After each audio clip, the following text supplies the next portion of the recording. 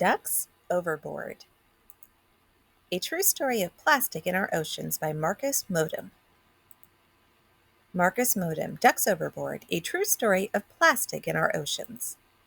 Hello, you may have seen plastic ducks like me before, but I'll bet none of them has had a story like mine. I've been on quite an adventure. This is the story of that incredible journey, where I came from, how I got lost, the strange and amazing sights I saw, and how I ended up here. Where is here? Well, first things first. My story began in 1992 in a factory in China. The factory molded plastic bath toys in the shape of ducks, frogs, turtles, and beavers. Many toys are made from plastic because it is long-lasting and easy to clean. Thousands of us ducks were packed up in boxes. Plastic can be an extremely useful material and is used widely in medicine, technology, and food storage. Our boxes were loaded into a container and carried away by a large truck. More plastic has been produced since 2004 than during the whole of the 20th century. Our container, along with hundreds of others, was loaded onto a ship destined for the United States about 6,000 miles or 9,600 kilometers across the Pacific Ocean. From there, we would land in all sorts of shops and bathtubs. At least that was the plan. Far out at sea, the ship was caught in a fierce storm. A giant wave swept our container overboard and it began to sink. In its fall from the ship, the container had been damaged. Through the cracks and holes, my friends and I escaped and bobbed to the surface. The ship continued its journey to the United States, leaving 28,000 plastic ducks stranded in the middle of the ocean. Hundreds of shipping containers are lost overboard every year. Cargo floating on the sea or washed up on the shore is known as flotsam. Most flotsam is never recovered. We were buffeted by the waves, blown by the wind, and pulled by the ocean currents. We were soon separated and spread out in different directions. A current is a steady movement of water in a particular direction. Ocean currents are driven by tides, wind, and water temperature and density. We were surrounded by the blue ocean and the life in it. We saw fish of every size, shape, and color. We saw a giant jellyfish and many other creatures, and we spotted something completely out of place in the ocean. A plastic bag. Plastic bags are single-use plastic, which means they are used for a very short time before being thrown away. Before we knew it, a passing whale gobbled it up. The plastic bag. The whale ate it. If eaten, plastic bags can clog and bind the digestive system of sea creatures. The giant creature had mistaken the bag for food. It swam off, still hungry, to catch up with its pod. We carried on with our journey. The days passed, and I found myself alone, pulled by a current away from the last of my fellow travelers. One day I spotted a sea turtle struggling in the water. Sea creatures can and do get tangled in fishing nets. The nets can make it more difficult for the animals to swim, hunt for food, or even breathe. The ocean currents carried me and my friends far and wide. Some journeys lasted years. Some ducks made their way to Japan. On average, 27 times more plastic winds up in the waters around Japan than anywhere else on the globe. Hong Kong was the journey's start, you can see it on the map, and Seattle was the journey's destination. And in between there, they have some X's.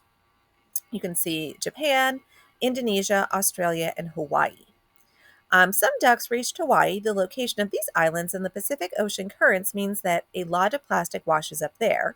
And some ducks reached Australia. Coral reefs around the Australian coast can be poisoned when plastic gets caught in them.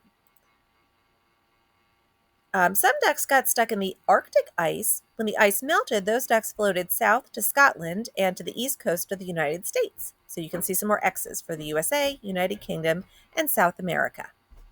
The Great Pacific Garbage Patch is a vast area with a high concentration of marine trash. I wasn't so lucky. The currents took me straight into a giant garbage patch. For miles, all I could see was trash: toothbrushes, bottles, cups, shoes, and more. I see some plastic bags in there too. I was caught in a swirling, floating mass of trash. Was this where I belonged? This trash is created by swirling currents that carry debris to the area and trap it. It is estimated to be more than double the size of the state of Texas.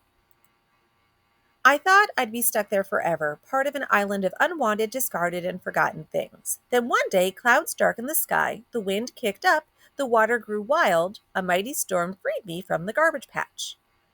Across weeks, months, and years, the ocean tossed me. I floated for thousands of miles until one day I finally reached land. Though I had never seen or been to this place before, it felt familiar. Why? The beach was covered in trash, the same kind of trash I'd seen in oceans all over the world. Plastic, it seemed, was everywhere.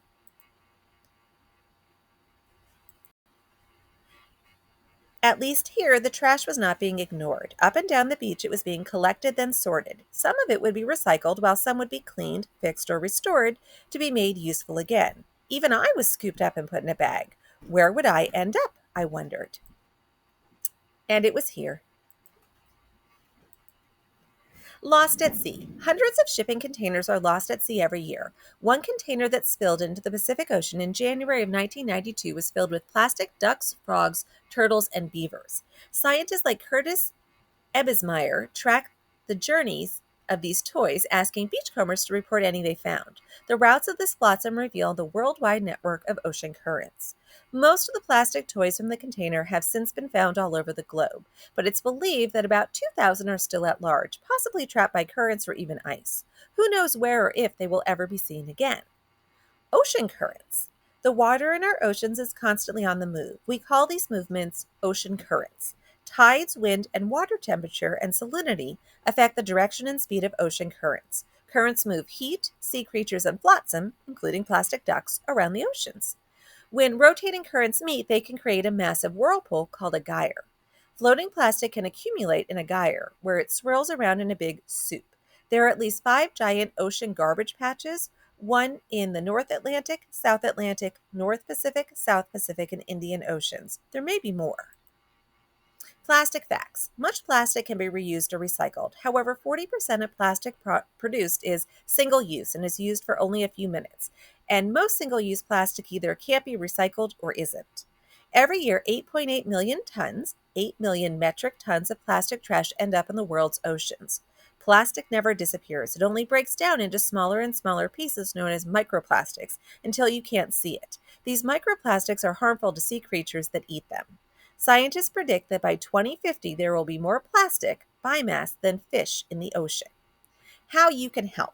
A beach cleanup is a great way to keep plastic and other trash from reaching our oceans. To find out about volunteering for a beach cleanup near you, check out www.oceanconservancy.org or www.blueoceansociety.org. Who knows? You might even find a lost yellow duck. If you don't live near the sea, there are still ways you can help keep plastic out of the ocean. Always recycle what you can and put your garbage in trash receptacles. This helps keep plastic out of lakes and out of streams and rivers, which lead to the ocean. Many people have been working together to fight plastic pollution, and some campaigns and organizations have been started by kids or young adults. Amy and Ella Meek started Kids Against Plastic in the UK. Young adult Crystal Ambrose launched the nonprofit Bahamas Plastic Movement. Sisters Melati and Isabel Wisgen persuaded the governor of Indonesian island of Bali to ban the use of plastic bags and straws, and teenager Hannah Testa successfully lobbied her home state of Georgia to create a Plastic Pollution Awareness Day. Make your voice heard too by signing petitions against single-use plastics and by urging local, state, and federal officials to take action. And here's our dedication. This book was for Isabella and Adriana. Thank you for listening. I hope you learned something new.